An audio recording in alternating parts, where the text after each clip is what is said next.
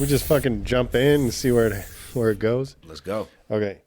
So today we're talking about ego. And if you look at the definition of ego, it is a person's sense of self-esteem or self-importance, which doesn't sound that bad, but we're going to talk about some of the negative side effects to not having your ego under control. You know, it's also kind of weird to talk about in the sense of graffiti because it's so egotistical what we do. We go write our name all over the place. Sure. For our peers to see, and then we post that shit on the internet for more people to see. So that's like a surface level way of looking at it. But if you kind of dig a little deeper into some of the effects of sort of not having control over your ego, or, you know, where humility is lost and the ego sort of like takes the front and center. Yeah. So those are the kind of things that we wanted to talk about. I think it's important that we also kick it off with the fact that you can have a healthy, you know, level of self-esteem and self-respect. There's a difference between self-esteem and self-respect and an ego running the fucking show.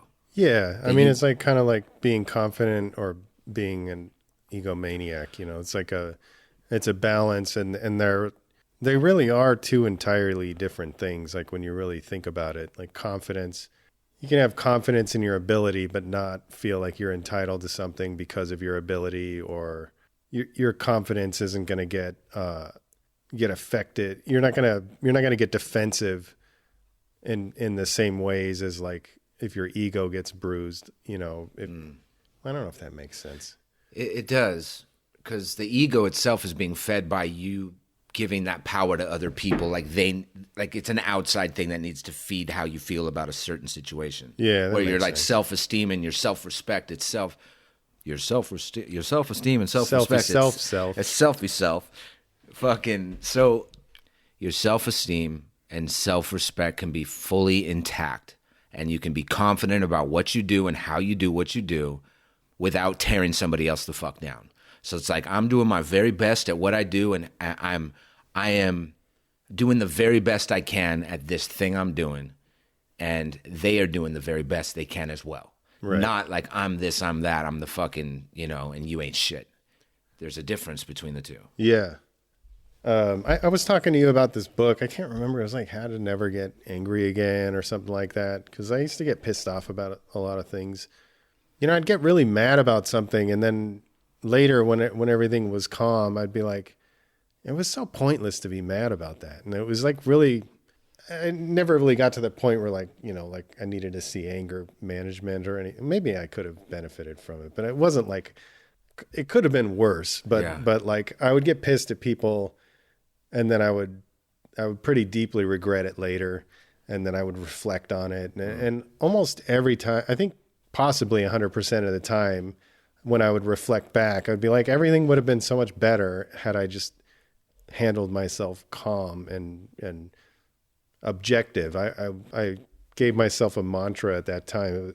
I don't remember what it was, but it was something an objective. I think it was like carry myself with humility and in an objective way and in a humble way, you know. Mm-hmm. So that I was always looking at things as they were and not like as I perceived them to be. So it's kind of like, if somebody does something, you're not speculating as to why they did it. It's like the objective thing is, yeah, that guy did that or that girl did that, but I'm not trying to make all these connections as to why they did that. Yeah. I think I'm kind of going off. No, topic. I got you. But what I really wanted to talk about was like in that book, the thing that little nugget of information that really stuck with me was that most of the time, the reason that you get angry is because your ego is bruised. And then when I started looking at all the times when I would get angry and I would reflect, it was 100% right. And like, if you really traced it back to where, like, if my ego wasn't part of the equation, like, I'll give an example of the last time I remember getting really pissed off. I'm in the shop and there's some people here and they're hanging up artwork. And I hear one of them crack a beer. So I go out and I say, hey, you know, it was like 5:00 in the afternoon. There's like customers coming and going. Yeah. I just don't let people drink in here. So right. I say, hey, you know, we don't let people drink in here. So if you want to drink, you got to go take it somewhere else, you know? I was real nice about it. So I see him, he takes the beer and he puts it down on the stage. And I'm like, you're halfway there, asshole. Yeah. And I'm just thinking like, all right, I'm going to give him the benefit of the doubt. But I know as soon as I turn around, in my mind, I'm like, this is what's going to happen. He's going to just start drinking the beer again. Yeah. What they didn't realize is like, I have cameras all over the place. So I'm just sitting there at my computer and I'm looking over and I see another guy come in and I hear the can crack sound again. Right. And I'm like, fuck. So the one guy starts drinking his beer, and then the guy that I had already spoke to, he goes over and grabs his beer and starts drinking. Yeah. So I had already kind of like come to the realization that like anger isn't serving me and this isn't something that I want in my life. Like, and this kind of scenario is exactly that kind of scenario where there's no need to get angry, even though it's kind of annoying that somebody would do that. And it's like, look, I'm opening my place to you. Yeah. You know, you're going to display your artwork here. I've nicely told you that I don't want anybody to drink. This is my place of business. Yeah. And as soon as I turn around, you're cracking your beer again, or you're drinking your beer again. So before I could really get a handle on it, I was fucking pissed, man. I got all lit up in my head. I was like, fuck, this motherfucker, man. You know, so I go out and I start trying to talk to him and I can't be calm because like it's already, you know how like, you've already built it up. And yeah, it's already there. Yeah. And it's kind of hard to, of course, it's hard to speak to somebody. And when I'm pissed, like, and I'm trying to hold it back, my voice is doing all kinds of weird shit. And I'm just like, fuck. And then I'm getting embarrassed because like, I'm like, you know, there's like 7 or 8 people there. Right. And so I'm like, I told you nicely, you know, and the guy just makes this dumb excuse like, oh, but I was getting ready to leave. And I'm like, you know, what does that have to do with anything? I told you not to drink here. But anyway, the point is like, after that happened, I reflected again and I was like, fuck, I wish I just was able to be calm in that situation. Say, look, I already told you, so you guys got to go. The way I did it was different. It was like, if you're not hanging artwork, get the fuck out of here, you know, blah, blah, blah. You know, I got pissed. Yeah. But when I analyzed the situation, it was exactly my ego was bruised because, you know, why did that guy not show me or my place the respect that I felt it deserved? It was 100% my ego was bruised, was why I got mad. Granted, in my opinion, in most people's opinion, he was in the wrong because, you know, obviously. Yeah. But me getting mad was exactly the ego thing. And almost every time, like, somebody cuts you off, you're like, he cut me off. Like, that's your ego. You're getting mad because that guy cut you off. He inconvenienced you. But if you really take your ego out of the equation, the guy just wasn't looking where he was going. And that happened. There's no real reason for you to get emotionally affected by that situation. Ego's always going to take it personal. We're going to take it always personal. It was a complete fuck you to me. Right. From him doing that, no matter what. But there still needs to be, you gave him a fucking warning shot already. Right. So he got that chance to stay in bounds, in a sense. And he fucked up. So now it was time to get hit with however he was about to get hit. You know, and it was a verbal whatever, but he's lucky that's all it was. But it's like some cats just can't whisper sweet nothings to them. Like, you got to come at them with that. So let's just say you didn't take it personal and you were fully aware of your ego, like, rising up at that moment. You're like, you know what? Let me take a breath. Okay, this is about the collective. This is about the shop. Okay. All right, I understand. I'm still getting at this motherfucker right now. Yeah. Listen, fucker. I already told you, you know. Yeah. So some people need that. I mean, well, excuse me, guys, like, politely, you know, go fuck yourself. Like, sometimes it just doesn't register. Yeah, I mean, I get that, and that's a way that I've justified that in the past before. But when I really look at that scenario, if I had just walked out and said, look, I told you you couldn't drink in here, now get out of here. You're 86th. Yeah. I would have felt a lot better. Like, it was firm. It was to the point. And you didn't have to sink to his level. I didn't have to like get emotionally charged up about it. You know what I mean? So that's more what I mean. I mean, like, it is an annoying thing that happened, but like, it doesn't feel good to have that kind of thing brewing in you. Right. So like, regardless of whether or not that kid needed that, I think it's for me, and the reason why it's important to me to keep that stuff in line is because even if like some people respond better to like, or not respond better, but like that's the move is to have that sort of aggression or whatever. Mm-hmm. I always feel like calm and direct and assertive in the case like that. I always feel like that's the way to go. I mean, maybe that's the way I handle it. And I see people fly off the handle and it doesn't seem as embarrassing when I see it in other people. I'm like, that looks like it worked out for him, you know? Yeah. But I'm always embarrassed about it. Like whenever I lose, and I don't like losing control. So it's like once anger sort of sets in, there's certain things that not 100% loss of control, but like your body's kind of doing things and it just bothers me. I'm like, I just want to have like full on control of all that shit. It's super hard to do. You know, you're touching on a couple different things. One that you did mention that I completely agree with, and it's only because of my experience of fucking up and doing the opposite. You know, contrary action today has proven fucking glory. Because I used to be, that's all I would do, and I'm still working on it. I would fucking crack. I would act and then think, rather than take a minute, breathe, think about it, and then act. Not only does that situation end up being resolved in a way that you can lay your head at night, like, I handled that shit properly. Whether if you came at him hard or not, it still would have worked out for that moment. 9 times out of 10, it won't. He'll end up, something else will stem from that because we, got at it in that way. You won't feel as great about yourself the way you handled that shit.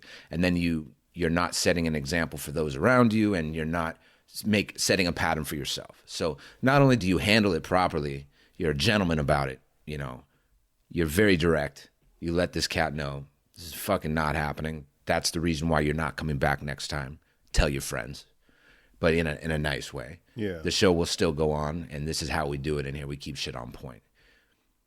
Some cats will respect that even more. Damn, he's really fucking serious about that. Maybe I was this and that. And then the one who doesn't, whatever, at least you can still feel better about yourself at the end of the day. I feel like there was something else I was going to say, but what I'm now gravitating towards is that feeling of controlling it. Like that, there we go back to ego with that. And let's just relate all this to Graph. Like when you're hearing this, like relate this to the way you handle your crewmates and you handle rivals, quote, and you handle whatever in this culture. That's definitely stuff we can open up. Yeah, but that control, like I know that's the go-to, wanting to control our emotions, control our feelings. That's one thing, to be more the control was you taking that breath and getting at him in a respectful way. That was like controlling the situation, right? That's what I would have preferred. Yeah. What I would have done. Right. I didn't come out screaming, or I wasn't, but it was, I was noticeably pissed. Yeah. And then at the same time accepting that I will not have control over this outcome. Regardless of how sweet I come at this cat right now or not, the outcome is completely out of my hands. Right. But I do have control over how I respond to this individual right now. Yeah, that's a good point. That's like that's something that that's a quote that I don't remember the exact quote, but it's something like I can't remember it. But it was something along the lines of like being able to focus on what you can control and being less effective by the things that you can't, less affected by the things that you can't, or I don't know what the quote was, but it's something that I think about because like, I don't know if that really relates to the conversation, but I mean, I guess it does, 100%. It's shelving your ego, and it's like, fuck what this dude thinks about me with what I'm about to tell him. Mm-hmm. Fuck if he doesn't come back or how he sees me after this. This is about the better of the whole and things we've already covered, right? That particular instance was about the better of this evening, this fucking moment, this show, and how I run things in here. I let one thing fucking slide, and then that domino effect and the ripple effect from that. Look what happened. His homeboy comes in with his now, and they think it's fucking Cheers. Everybody knows my name in here. Like, bitch, get the fuck out of here. Yeah. But in such a nice, in such a, no. homeboy, this ain't your fucking shop. This ain't your show. You should be grateful that you're hanging your work in here in the first place and that you're a part of this. So, Yeah. you know, I mean, it's like anybody who knows you too. I mean, it's such a good example. Like, if you come at anybody the first time, anybody with the fucking, you know, half decent soul and moral compass would be like, what a good dude. He came at me fucking right. I could tell you that you got at him right the first time, no matter what, and I wasn't even there because that's just the kind of person you are. So anybody who can't see that and whatever, then fucking, you know, keep on. Yeah, keep pushing. Yeah. You know, that kind of example is somewhere where I'm working on, but like there's a lot of behavior that I see that I've had these kind of issues and this is very much in line with graph right here. I mean, even though that kind of was too, but let's talk a little bit about how your ego can kind of damage everything from sort of like the way that people handle themselves in the scene, how it could damage your crew culture, which is something we kind of talked about, not kind of, is something we talked about in the last episode, that building a culture. So yeah. In addition to your crew culture, but it can also affect you individually. So a couple of examples that you see a lot, like this whole thanks for the invite kind of shit, where people they feel left out because they didn't get to participate on. And I've had like so many of these conversations where people like, oh, well, they only let, you know, so-and-so paint that wall. And what if I wanted to paint that wall? And you can trace that directly back to like not having control over your ego. Like, who cares? Like, you know, it's so common to where people get really upset that they're not going to get to participate, or they didn't get invited, or there wasn't room for them on the wall, or I've been in the crew for this long, so why didn't I get to participate in this production? And it's like they're immediately going towards, you know, taking it completely personal. Yeah. But it's like there's so many variables that you're not even considering. Like I mean, we could list a ton of things. Like it could be certain styles mesh together, but they're always going like not always, but it always seems to be like they start feeling like, well, my shit's dope. What am I not dope enough? Or what am I not this enough? And it's like, if your ego was in check and you were carrying yourself in a humble way, you'd be so much less affected by that kind of stuff. And like, I don't remember, it's been a long time. Like I've had control over that, you know, this whole being concerned about being left out, but I have to go back like 15 years to try to remember what that felt like. But like, I do remember some times when I would see something happen, you know, like a flick or something. And I'm like, fuck, like, how come they didn't call me, you know?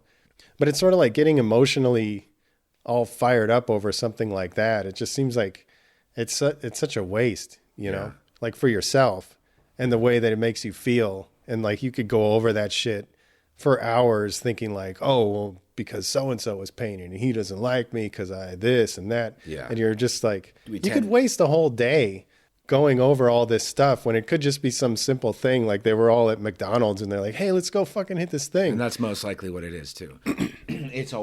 We always paint the darkest picture possible of the reasons why not. Yeah. Why didn't they call me, invite? Oh, it's probably because this guy fucking hates me.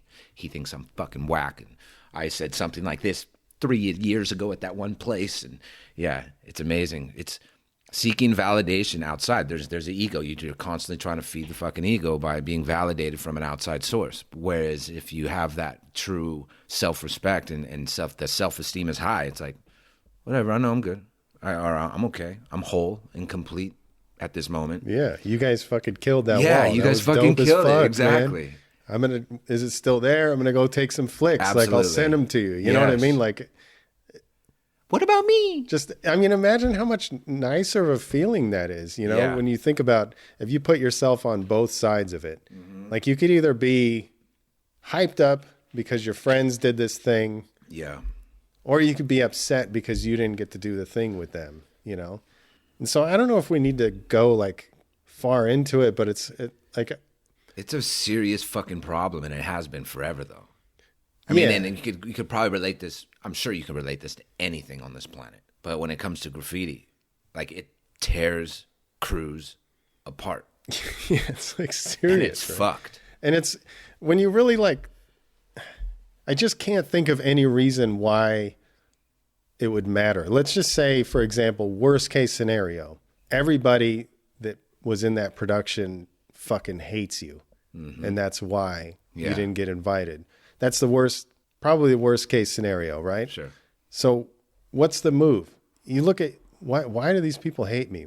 Fucking figure that shit out. Like, one, people don't just hate people. I mean, there's some people probably, but for the most part, if you have like a bunch of people that don't like you, mm-hmm. like try to do a little soul searching and figure out what that is. Like, sure. I'm guilty of being in my own head a lot. So like, I'll go back to the 90s and think about things that I did or said mm-hmm. that are regrettable. And I still get these feelings in my stomach when I said something at a crew meeting and I'm like, I still wish I didn't say that. It was like 1995, you know? And it's like, come on. Yeah. It's like so long ago. Sure. People probably don't even remember, but I still think like, I wonder if that had an effect on my relationship with so-and-so, you know what I mean? Yeah. So, I mean, I guess the point is like, if you're in that situation, let's say it's the worst case scenario, nobody likes you, then you need to fucking work on some shit. I mean, that's all that there is to it. Mm-hmm. And if they all don't like you for no reason, like you're a super nice guy and maybe they're all like this word I hate so much, haters. Yeah. Like I hate that word. It's so stupid. It's so overused now. But let's say they're all haters and they're jealous of you and they don't want you to succeed and all that. Then don't fucking hang around with those people. Like there's no reason for you to get all fired up and get all butthurt and go over all this shit in your head. Because at the end of the day, people inviting you to shit is not going to take care of the most important things in your life. Like they're not going to put food on your family's table. They're not going to pay your fucking rent. Like all of that stuff. It's like when you really think about it, like it really doesn't matter that much. Mm-hmm. It doesn't matter enough to cause as much animosity as it does cause, you know? Mm-hmm. I don't know if I rambled off topic there. No, you just made me think about all kinds of different things. It's interesting that, you know, the ego is a son of a bitch in the way that it can just form so many different ideas and opinions about somebody you don't even know. Somebody you can label or judge without ever really taking the time to. Let's go back to like that scenario with like not being invited somewhere or on a production or at a show or whatever. It's like you said, like you don't know. These cats could have just met up and just fucking winged it and just hit it, or they've formed some solid relationships. Okay, have I gone out of my way to form this solid ass relationship with these individuals? Okay, ask myself that. I'm like so caught up in like my ego. It's so personal. Like why haven't they come? Like have you shared that same amount of in their direction? Is there anything you could look at where they maybe didn't want to invite you, or were you acting like a fucking wild card and a jackass the past fucking 10 years? Perhaps. Like there's always something to look at, right? Do you show up on time? Like are you reliable? There's all these kind of things. Right. I mean, that's exactly something that I kind of went over that exact thing that you just said. Like, am I making these calls? Am I reaching out? Am I maintaining these relationships? And the answer is 100% no. Mm-hmm. I'm just not good at that. And that's not the fixed mindset stuff we were talking about. It's not, I could be better, but I'm kind of a loner. I just don't really do that. That's just me. So like, there's no way for me to say, you know, oh, I see all my crewmates painting and expect them to invite me. People that I haven't talked to in years. Why would they? You know? Yeah. I'm not making the effort to do that. And it's not that I don't have love and respect for everybody that I affiliate myself with, but I just sit around by myself. I mean, I don't sit around. I work and shit, but I just keep to myself. That's just my way. You know, some cats are feeling this lockdown because they enjoy that time with themselves. So it's an interesting mix between, you know, healthy self-esteem and being okay in the moment and being okay with my own company. And it's like relationships that have like fallen off a track. It's like I'm like that too. Like half of me is like, I'm just okay with being by myself. I feel good when I paint by myself. At first it was because you don't have that extra, let's say, not so much people to worry about, but you know where your car's at. You know where your escape route is at. You know how you're doing this, going up, going down, all those things. Like, you just can focus more on like the prize itself. All right. So at first I would tell myself, like, I'm just good, I'm just having a blast by myself doing my thing. And if there's like a relationship that you hadn't, watered in a while, for lack of a better word right now, just try to pursue and rejuvenate, right? The ego will kick up, like, well, why haven't they called me? Like, yeah. You know what I mean? Like, why do I got to call them? Why don't they get at me? So it's like, for me, I'm just saying, like, that's how it was previous. It was the whole, don't you know who the fuck I think I am? Right. Like, why the fuck aren't you calling me? Oh boy, that's so funny. You know what I mean? So, and that is a lot of what's going on within the crews. Like, don't you know who in the flying fuck I think I am? Don't you know how you should be calling, treating, doing this, that, and the other? I think that happens way too often, where one is, it's like, be the best for your crew, not the best in your crew. There's two different ways you can be that, right? You can have that self-esteem and that fucking confidence and that drive and know that, yo, they're doing it fucking damn well. They're doing the damn thing also. They're doing the best they can. They're fucking killing it. They're striving for a better whatever. You don't have to, it's like, I don't have to beat my fucking chest and tear you down at the same time. You don't got to tear the people down around you to show that you're about this shit and you're on fire. So it's just do it with your actions. I mean, yeah. And it seems like when your ego gets in the way, then like a lot of words start happening, like why this, and you start lashing out at people and all that stuff. But like, yeah, defensing. What if you just mechanism. What if you felt left out and you wanted your crew to notice you more? What if you just went out and did more dope shit? I don't know. I mean, that's just assuming that it even was because of you that you were left out. And I don't even know if like maybe people would benefit from explaining that. I don't know. I mean, I have a hard time, like, as soon as I don't know this, but like as soon as I have a grasp on a certain subject, it's hard for me to project that like not everybody's on the same page. Do you have that stuff? Yeah, that's why I think it's important. I mean, I'm not even saying that I fully understand. I know I understand enough based on my experience. I know I understand enough to act a certain way today. I know that much, and it's only improving as I grow, and it will for the rest of my fucking life. And I'm so it's like knowing that. So and we started this talking specifically about not being invited to a thing, right?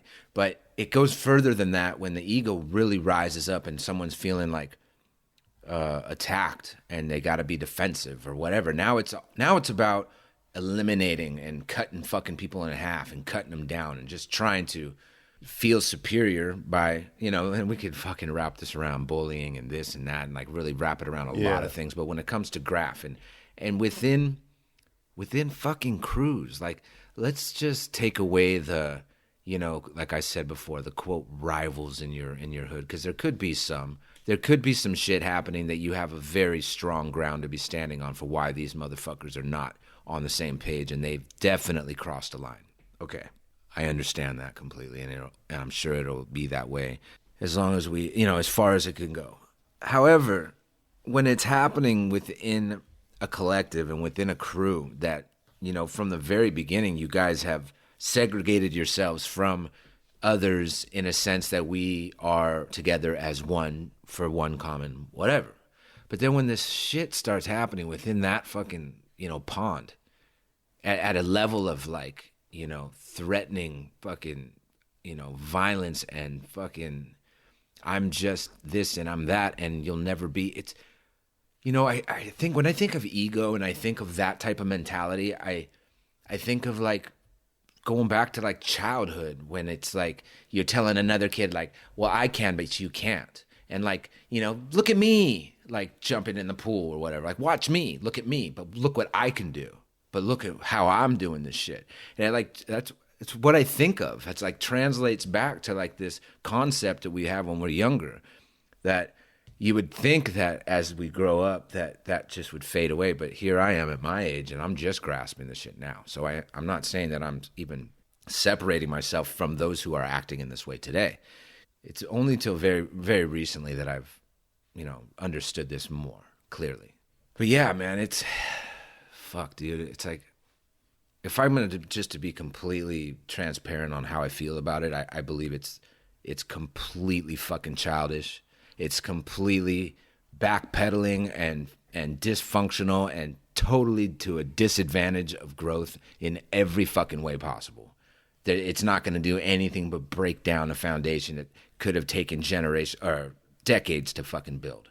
I'm with you on that. Yeah. I mean, I don't experience a lot of that, but I do read posts and I pay attention to what other people and other crews are going through, and I hear stories and a lot of the things that you're talking about.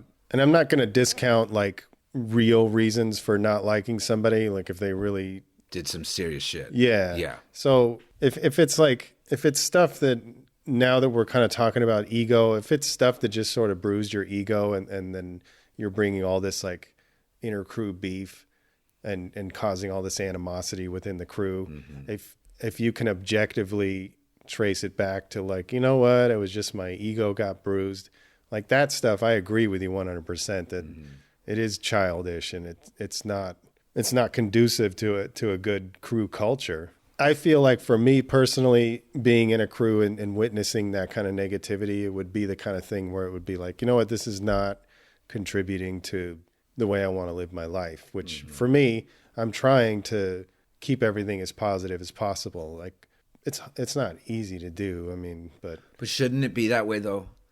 We just spoke about this last week. Shouldn't you take your core values that you believe in most, that you live at home with your girl, with your kids, with your family? Shouldn't that be the same cat who goes to the meetings and talks to the crew?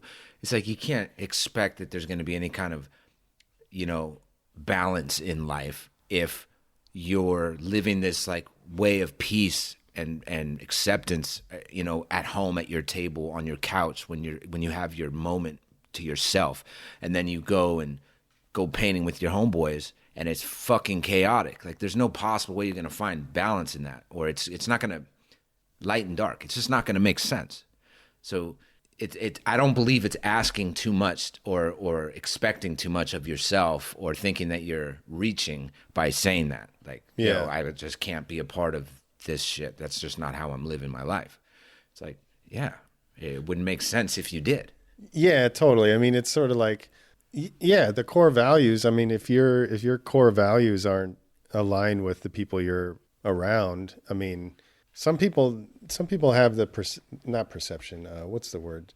Some people have different, perspective on looking at things. So like for me, it's like, look, there's a lot of things that I don't want to attach myself to. So I'm going to move on. Right. That would be I'm not going to tell you guys are doing things wrong, but it's not in line with the way I want to be. And it's causing too much negativity in my mind to be a part of this anymore. Yeah. So that's cool. Yeah. Do you think there's some people that think that their concept is like, hey, we're all a team. Not everybody's going to see eye to eye, and that's cool.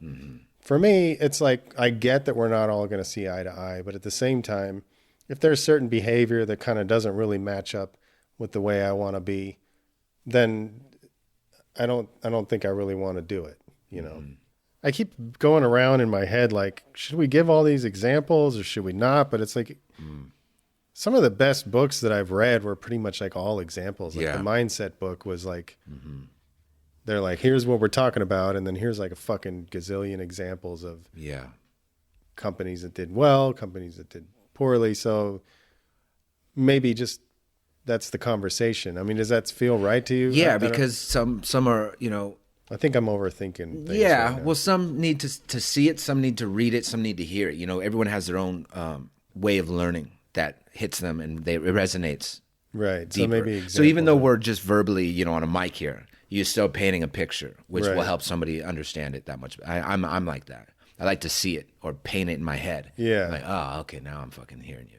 Because I have some other examples. Like I think the inner crew things and all that stuff, like I didn't get invited, or, you know, I wanted this spot on the wall, or you better leave me a big spot. You know, like all these things, like they're definitely your ego. Like even if you are, let's say you're like the most accomplished person on in the crew, does that mean you're supposed to get the biggest spot on the wall? Does that, even though you've technically earned it, quote? I mean, wouldn't it be cooler if you were like, yeah, you know I've done a lot more than everybody else, but just give me that little spot over there. Like, let one of the new guys have the big spot, or new girls, or, you know, whatever.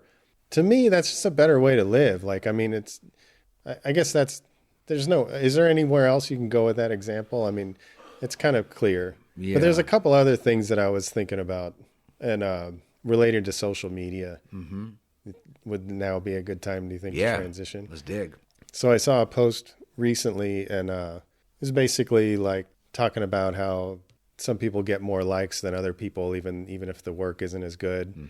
And, you know, that's definitely also your ego, because it's sort of like, who cares? Like, that stuff doesn't matter at all. As far as, if you do a piece and you're super happy about it, why do you need to have all these likes in order to to stroke your, I don't know.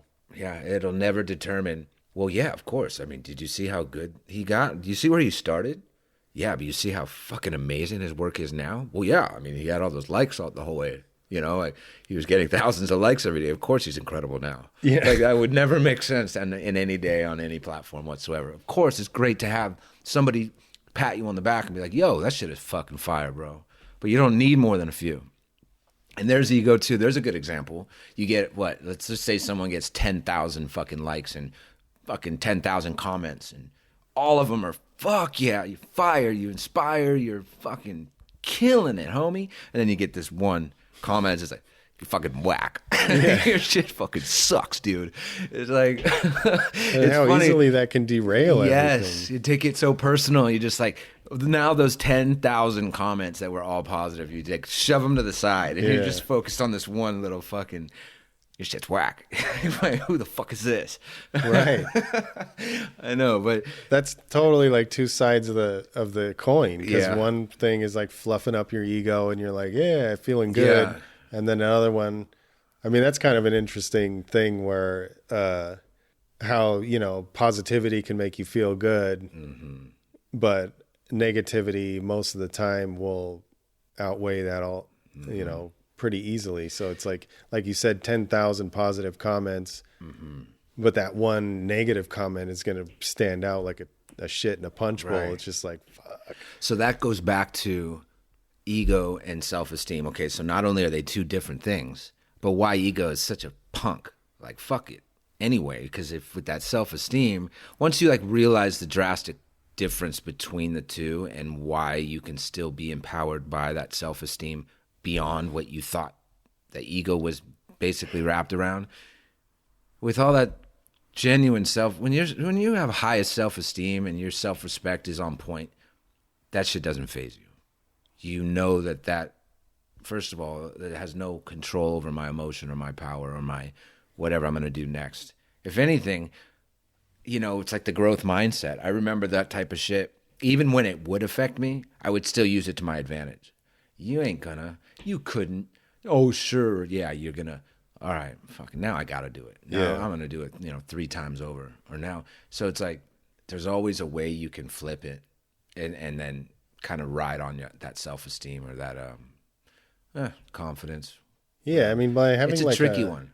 Like Gary Vee talks about this, and I don't remember ever really like lashing back out on social media. Like I may have some years ago. I don't remember doing it, but I have been affected by negative comments, up until whenever. I don't remember. But like I was listening to Gary Vee, and he was like, look, I don't fucking hear you. I don't care I don't hear you if you tell me it's awesome. I don't hear you if you tell me it's shit. Like I'm in my shit. I know where I'm going.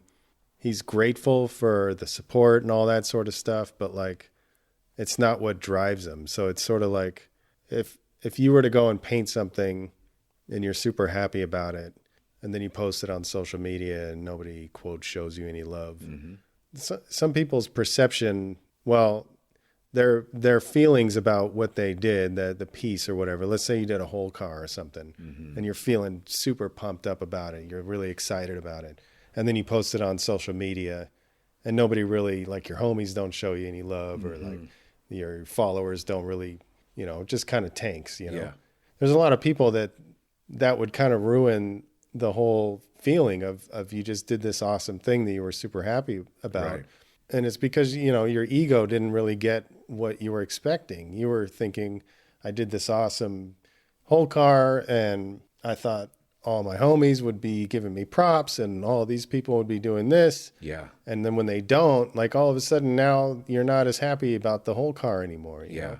And so that could go both with, it could go with your ego and it could go with self-confidence at the same time. Like if you were super confident, you're like, I know that whole car was dope. Like I can't wait for people to see it on this fucking street. Like what we used to do it for. Like it never was about likes or whatever. But so it's good to at least see. That's kind of like one of the things that's interesting too, is like I didn't know to even think about this stuff until like I read it or I heard somebody say it and I'm like, fuck dude, I didn't even think about that. Like that stuff really doesn't matter. Like, and I didn't know that a lot of the reasons why I was getting angry was because my ego was involved. It's so much easier for me to not get mad about little things. And like, I've had a lot of different little things happen probably in the last month that I recognized.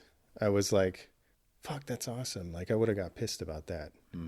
Like that would have pissed me off, but I'm cool with it right now. It's like, it's such an easier way to live. It's such a more freeing, it's just mellow, you know, it's like, you can go at your problems like way more objective. Like if you're not letting that ego trigger hit you, it's like everything can just be like how I said I wanted to handle things. Like I want things to be handled calmly.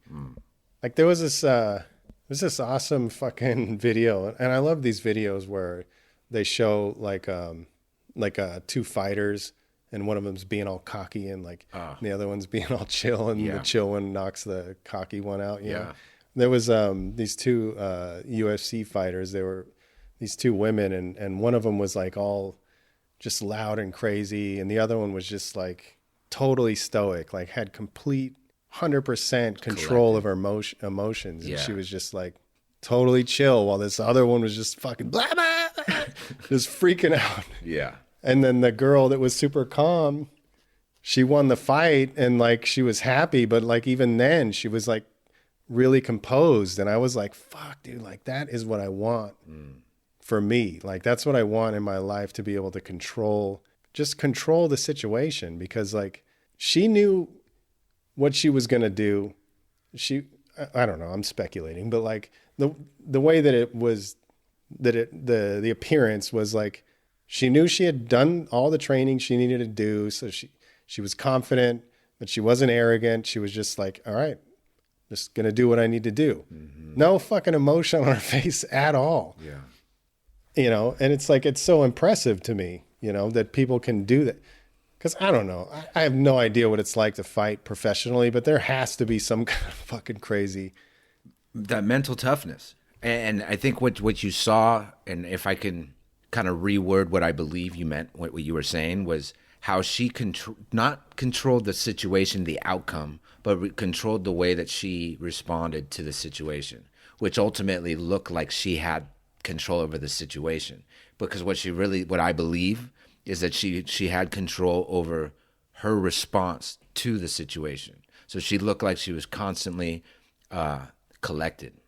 Just, this is what it is. This is how it's going to go down. I got no control over the outcome, but I'm going to do the best I can right now. So she's like in her zen right there. This other fucking chihuahua's just yap, yap, yap, yap, yap, yap, yap, yap. That fucking bark, no bite type of fucking mentality, where she's over there mentally just prepared. Like, all right, keep on fucking yapping. I'll see you in a minute.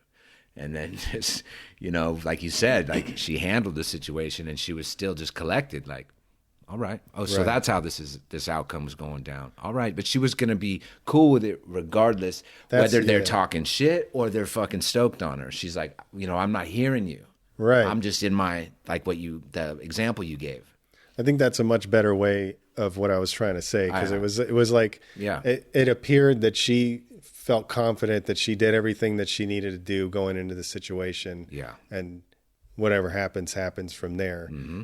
And so, these are the kind of things that just recently, like, I'm still I'm still coming across these different bits of information that I'm like, fuck, that it just clicks. Like, it's like, I don't have to get offended by that. I don't have to get, like little things like comments on the internet, like I'm totally like guilty of having those things affect me. And like, I still, even when they pop up, I'll still have this like little tiny moment where I'm like, ugh, that feeling in your stomach where you're affected. Sure. But then I'll be like, yeah, I don't need to be affected by it. It doesn't matter. Like, and then you remind yourself. So it's like that thing we were talking about before. It's like, in last episode, you adopt these things and then you just have to maintain them and put them into existence. Mm-hmm. It doesn't like, it's normal. Those feelings, those emotions are completely normal. No matter how advanced and how educated and how spiritual and how whatever you are, you're going to feel that shit. But it's a matter of, do you drag that into your fucking week? Are you still like fucking fucked by that 3 days later? Or do you just let it, you sit with it, you feel it, and you let it ride?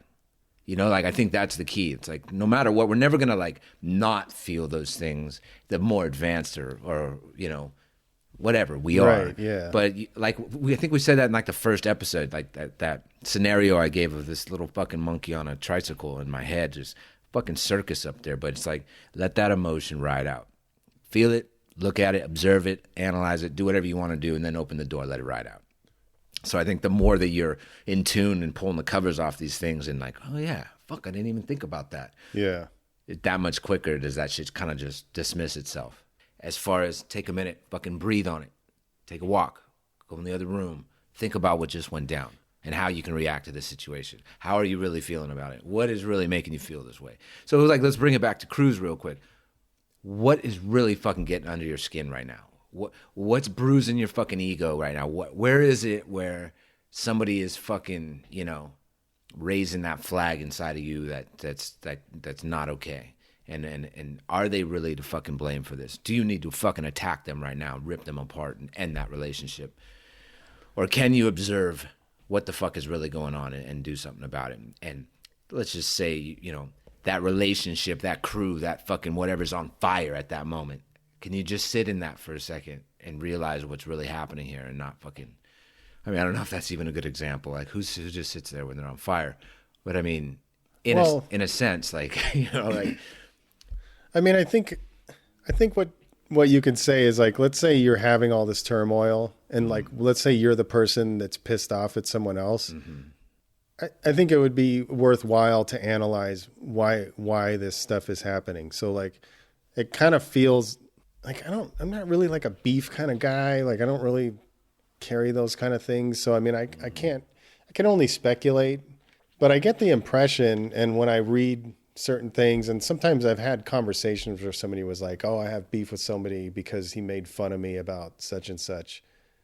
And I just kind of just shut those conversations down. I'm like, that's just not something I really want to talk about. And I had another one where somebody was just telling me this long story at the studio. And after like 5 minutes of the story, like I just was kind of rude. And I was like, dude, I'm sorry, but I just don't want to hear this. Yeah. Like none of this stuff is so stupid to me. Yeah. So what I'm getting at is like, if you can take the time to objectively look at like what it is that you're upset about, where did it stem from? And is it worth... I don't think it's going to be ever worth causing all this turmoil within your crew, but like it could be it could be just stemmed from something so small that people just forget that they don't need to worry about. Like if somebody made fun of you, it's like, do I really need to care about that? Like if somebody said you're your highlights are whack. Right. You know, do I need to carry that with me for years? And do I need to like start spreading this kind of like issues among my teammates that we're all writing the same acronym next to each other, but then within whatever closed doors or wherever these things happen, like, is it really something? Is it ever going to be something that's worth polluting the whole culture Right. of your crew? I mean, it's sort of like, most likely it's some kind of ego issue that you could resolve on your own and let it go. And then everything will start to, you can't change, obviously you can't change how other people do things, but you can certainly change how you do things. Yeah. And as much as people could be influenced by negative stuff, they could be influenced by positive stuff. So if you started carrying yourself in a really humble way, there's no reason why you couldn't influence your teammates to start behaving that way as well. Yeah, constantly setting an example. What kind of example do you want to set? Right. Absolutely. If somebody sees somebody coming at you all sideways and you're like, hey, you know, what, I don't know the example, but like if you handled it in a way that was completely unexpected and totally positive and really humble, like, Right. hey, I don't know if I did anything to offend you, but we should talk about it and get past it. Exactly. I think people seeing that would be like, oh shit, maybe that's a better way to go. And again, I have not been living this way my entire life, although I did learn about this a long time ago, and now I'm applying it again. But it's all the energy and all the time. We can smash the egos by just, what's your part and what's your part? What's the fucking solution? So the egos are smashed. We both had a part in this. What can we do about it? How can we resolve this? If it's not something that's extremely dramatic, traumatic, like something serious fucking happened, somebody did something to someone's family member, like, you know, something on a whole nother plane. Yeah. But when it's something just like, you said you made fun of me, or you said that you were better than me, or that you whatever, like, come on. What's the fucking solution? There's no here? reason. Really? Yeah, We're going to let this ride out and get even worse? Yeah. Like, if there's a meteor heading for fucking Earth and we get a news fucking Amber Alert flash on our phone that says, you got about 20 minutes to hit your family up and do whatever you got to do. You think you're going to think about any of this fucking shit? Yeah. Like, wait, but he's in my fucking highlights. We're whack. I'm going to give him a call right now. Yeah, Like, come what's on. really important right now? Yeah. What really fucking matters? And who do you love? And what's going on? How are we building from this? So for me, I have to paint those ridiculous scenarios to really put things in perspective sometimes. Like, damn, how was I so caught up on that shit? How do I live? It's living too small when your ego takes fucking center stage. And it's like, ultimately, that's living really small. You know? Yeah. Limited. Very limited. Very limited, very narrow fucking perspective. I like the analogy that it's a small, limiting way to live, because you're. Yes. I hear you, and that's just what it is. What it really boils down to, like, what I believe, things are so goddamn complicated for no reason, and I've been doing this for my entire life, overanalyzing everything. That's just, there's a good thing to that too, you know. Like, we're hungry for knowledge, and we want to, like, break something down and dissect it. There's like a balance to that. But when you overdo it, because when it comes down to it, just tripping over those small fucking things, just living so small in the scheme of things, when you look at the big picture of what really matters. That's why I paint those scenarios, like something drastic, you know? Like this whole fucking thing that's happening right now, like, doesn't that make people kind of look at things again like, oh shit, what I've taken for granted and what really matters here? So yeah, it's a good time to have perspective on a lot of things. It's a good time to reflect on those things, for sure. But, you know, there's another thing that, like the counter to it, and we talked about it in our last episode, was humility. And it's like, you know, if you're talking about the opposites or dichotomy or whatever, it's like, or the I guess dichotomy is the right word. If you're having these kind of issues where you're getting upset about that kind of stuff, it seems like, for me, really doubling down on humility, like it partially came natural for me, but then it's also, when I really accepted that as being a part of who I was, and making sure that I was like doing those checks and balances in my head as far as, am I carrying myself with humility? Those kind of issues that we're talking about, a lot of these kind of bruised ego kind of things, it's kind of a self-correcting thing. If you're really, imagine a really humble person, they're not going to get mad about that kind of stuff. They're too humble for that. They're too, hey, we'll get it. Maybe they'll invite me next time, but I'm going to do my thing. I don't need to be invited. You're comfortable, you're content, and humility is it's a good thing to incorporate into your life, whether it's natural or not. We already talked about it in the last episode. So unless you didn't hear the last episode, it's just, if you're not humble and you're getting pissed off about all this stuff and you're, struggling with this kind of stuff, understand the concept of humility and incorporate it into your life. And instead of like wanting to be a more humble person, just be a more humble person until it's natural for you. Yeah. And it circles back to your love for yourself, self-worth, high self-esteem. Because when you got those things, typically those things are happening. Your anger towards those outside sources and the outside things to validate me as whatever the fuck I should be or can be or want to be. That's the ego, right? So you love yourself, self-esteem is high, self-worth is there. Those things aren't going to bother you so much. You don't need that stuff. You're not fazed by that shit. So it all fucking wraps together. Yeah, it's all part of the same thing. Damn right. And then the humility comes from that. Because you're okay with who you are and where you're at and that you're not there, but I'm here doing what I'm doing. Yeah, why wouldn't you be humble about the situation? You're good with yourself right now. You're cool with what you're doing. You guys have no effect negatively over what the fuck I'm doing over here. You might affect me in a positive way. You just inspired me. You guys killed it. I'm going to take pics because I want to be excited for them. Yeah. You know, a lot of people that are arrogant, they're really not confident. They're just projecting this thing that they think they're supposed to. Sorry, I said that all fucked up. A lot of times you'll see an arrogant person, but deep down inside, they're really an insecure person. Yeah, even if they're just projecting something they want to be seen as, or they really are, and they're just, like you said, just arrogant. And you're right. There's books, videos, fucking, the list goes on and on about just that. Self-esteem versus ego. And that arrogance, ego, right? Self-esteem, the humility, or whatever the other example you were given. But yeah, and somebody that goes out of their way, like, so where do you live at? This is the example I just actually heard. So where do you live? Oh, yeah. You got a house? Yeah. How many bedrooms do you have? Oh, I got 4. Oh, yeah. Well, I got 11. They like have to fucking one up every fucking thing you say to feed that ego or to feed that whatever they're lacking. Because if you're humble, let's say you do have 11 bedrooms and they have a studio apartment, you don't got to say nothing. Yeah, I got a roof over my head as well. I'm blessed, or I got it right, whatever. You can still have the conversation without telling them, whatever. I got a fucking 15-car garage. What about you? There's something so wrong about that. Like, I've heard about people like that say, oh, that guy always has to one up you, like, no matter what you have. Like, I'm like, what the fuck is the point of that? Like, do you really need? It's like you were saying earlier. Do you need the other guy to be less than you or the other girl to be less than you in order for you to feel good about yourself? I mean, to me, that's not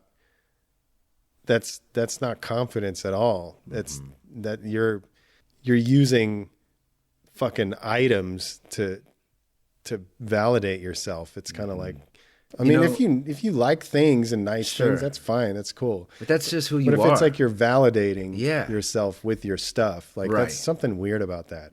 Yeah, the success and the monetary, value that no matter how successful you become in your life, you will be more of the person you already are, I believe. If you're a fucking jackass and you're always out for yourself and you're whatever, the more money you have, you'll be more of that person. If you're a giving and a very generous person and you're very humble, it doesn't matter what level you get to, you're going to be more of that kind of a person. You're going to give back more. You're not going to be for me, check it out. Like that, Yeah, I don't know that I buy that the money changes you. I think it's just, it gives you more of what you already options to shop for different things. Absolutely. So it's like, and then let's relate this back to not even necessarily tangible things, but like the graffiti culture. Because I remember times when people would say that about spots of other people and of myself. Oh, you fresh, but you're trying to one up this dude. You're trying to one up that. Like, no. Yeah. Actually, they inspired me. I'm so stoked that I even did anything close to what they did. Yeah. It's fucking amazing. I'm not trying to one up anybody, but I mean, everybody's gonna have their own. Like you said, like we can take it back to no matter what the fuck how you try to present something or how you're gonna say something, someone's gonna hear it a certain way. It's not gonna register the same with this person as it is that, which is again a good reason for examples, because we might be talking about the exact same topic, give 3 examples, and it'll fall deaf on, 2 of them will fall deaf on somebody's ears, and then the other one will, oh, hell yeah, I totally understand what you're saying. Yeah. So, yeah, it's all going to be received in whatever.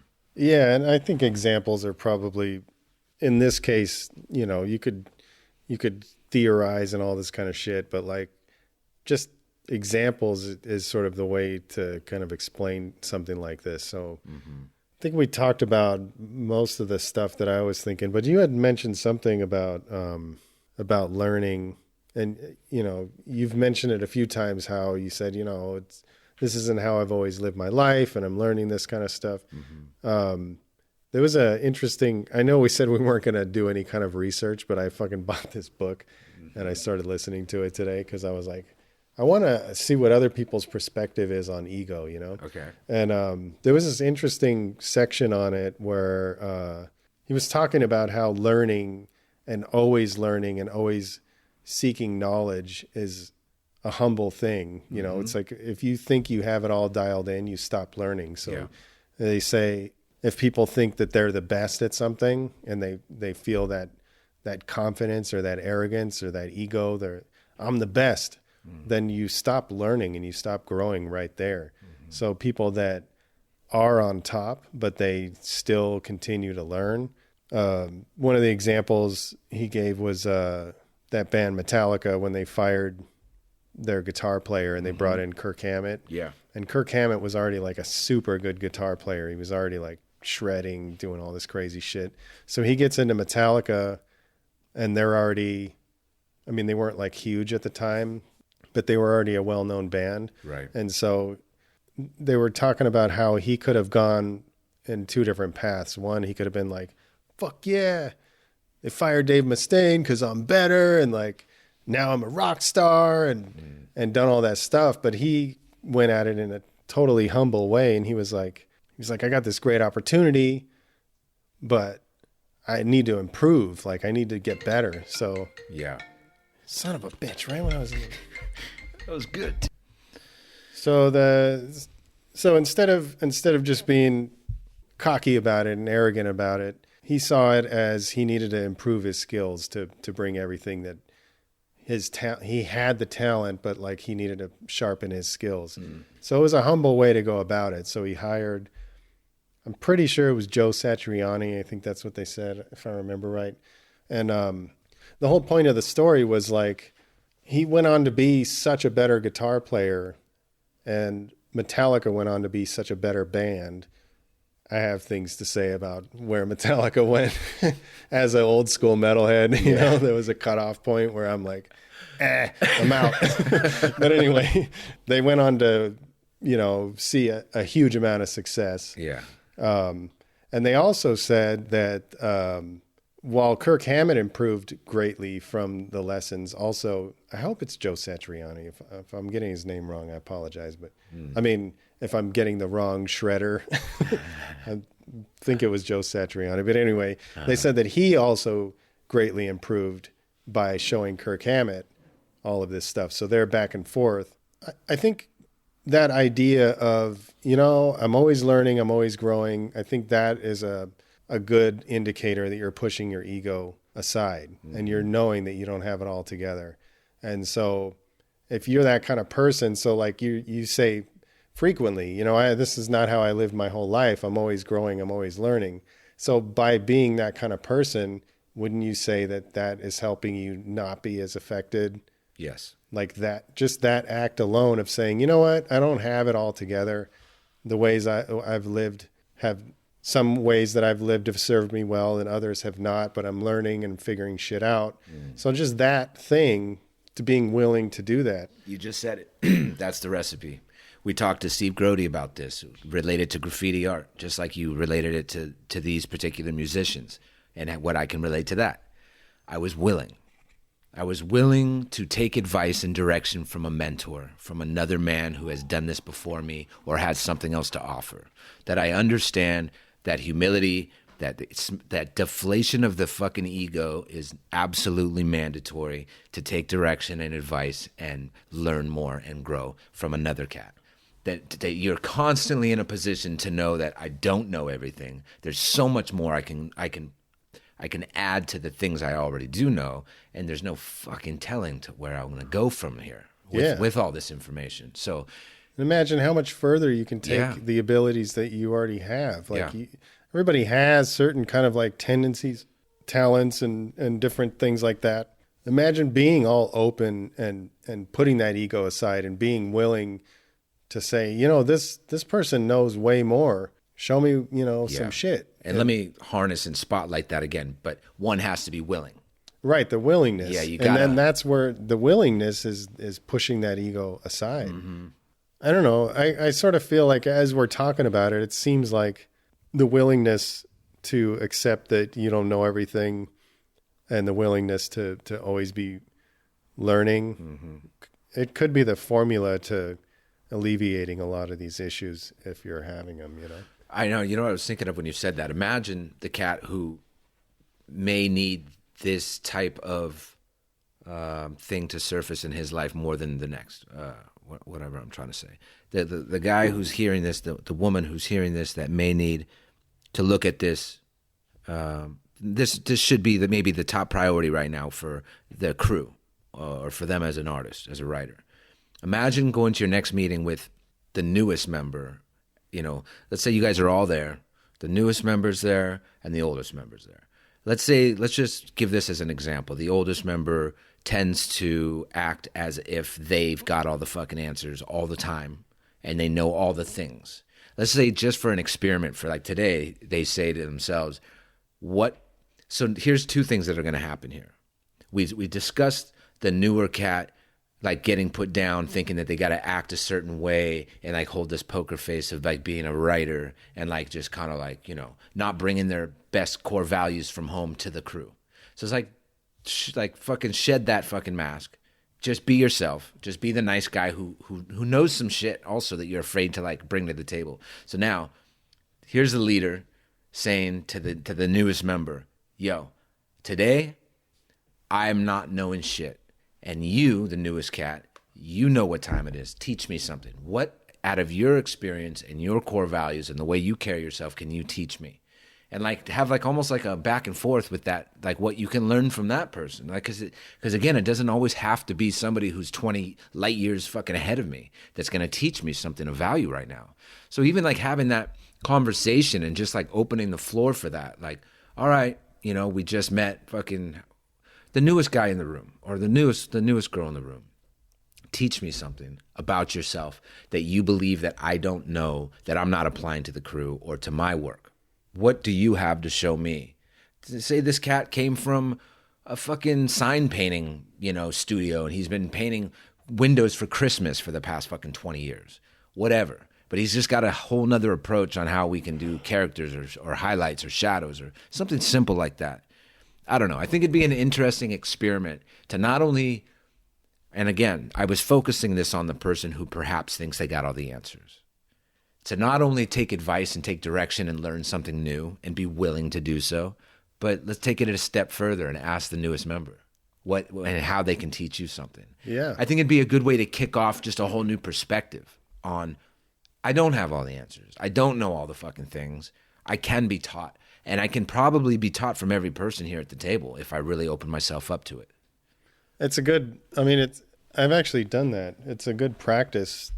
That whole idea of, say you want to be a certain thing. Mm-hmm. Like I've been wanting to be a better leader in my company.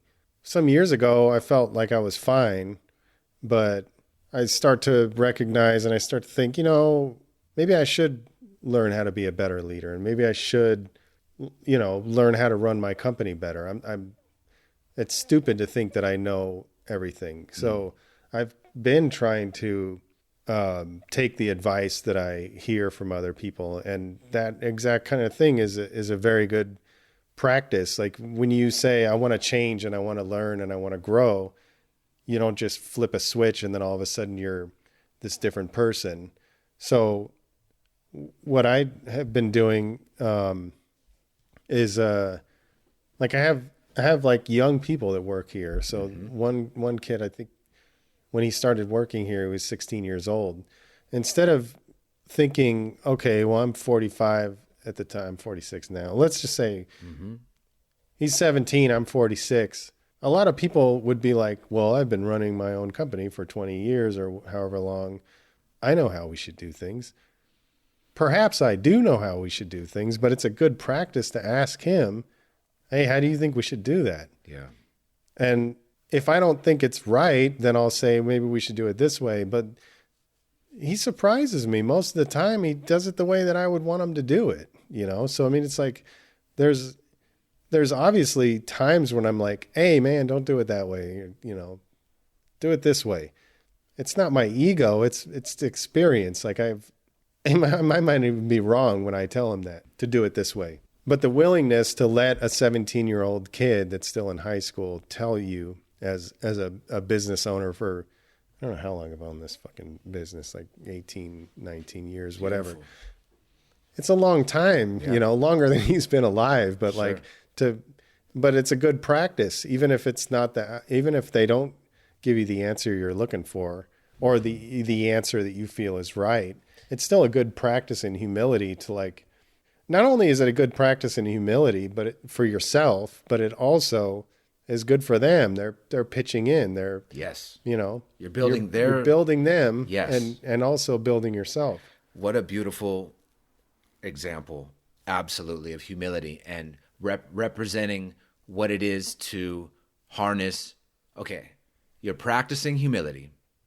You are so okay with yourself and what you're doing, and your self-esteem is high. You're deflating your ego by saying, yo, what can this cat teach me? Because these youngsters are paying attention and do learn things today that we haven't been paying attention to, and they will teach us, obviously. That's just how fucking shit evolves, right? But you're attacking everything. Your ego is being deflated.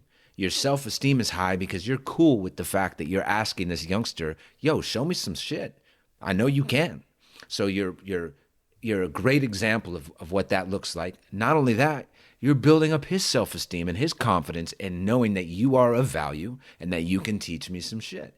Again, you don't have to take everything he fucking says and then use it. You can process it, you can filter it, but you're still building that relationship. You're setting that pattern with the fact that, yo, I'm constantly learning and I'm willing to hear some shit from you too.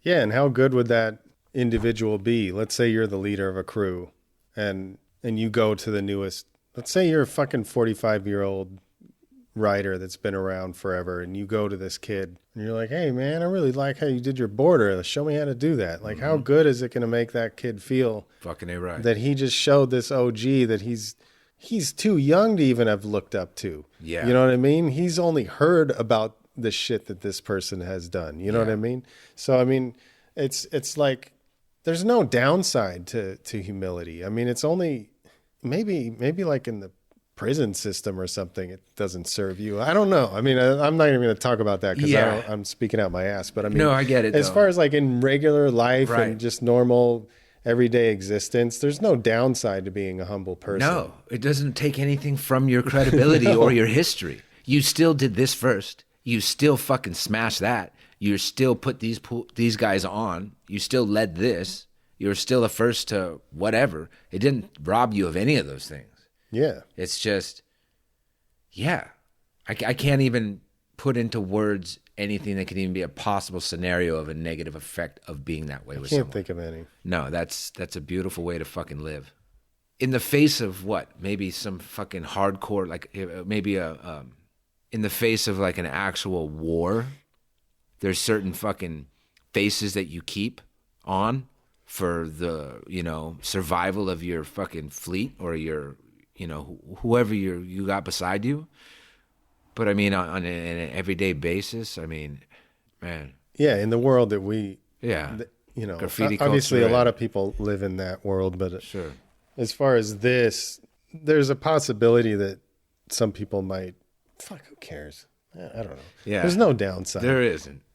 You should. And the ones who are hating or the ones who are fucking like, man, fuck you, asshole, will be like, just turn the shit off, Doesn't boy. matter. Just go like, fucking take a walk. Yeah, there's plenty of content for you somewhere else.